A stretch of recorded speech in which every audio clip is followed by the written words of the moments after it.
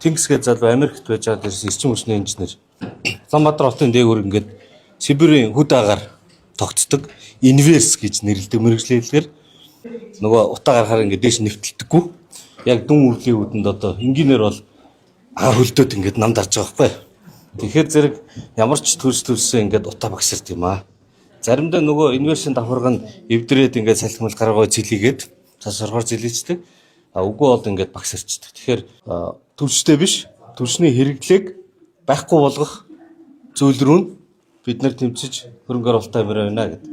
Байхгүй болгодог зүйл нь гэхээр зэрэг дулаан сууц, орон сууц, дулаан байшин, дулаалсан гэр тэгээд захиргааны станц баг.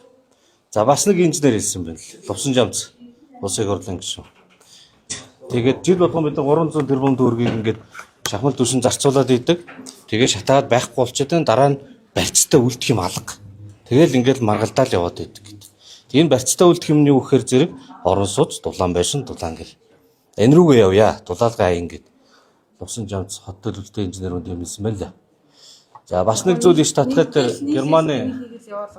Германы тэр бас нэг зөвлөх инженер бий. Төвшөөгөө гэдэг дулааны маш сайн хүлээн зөвшөөрөгдсөн. Дөрөв бодоод нөгөө өндөр карбонтой нүүрсийг гэрийн 100хан түлхэхээр нөгөө муун 100хан түлхэхээр гүйцэж чадаж гугаар яагаад гарах вэ гэдэг айгүй гоо ингээгүүгээр тайлбарсан байсан. Тэгээд дүгнэлт нь болохоор түлшний хэрэглээг биш, түлшний хэрэглээг бууруулдаг тал руу бодлого явах хэрэгтэй. Тэр нь болохоор дулаан байшин, дулаан сууц.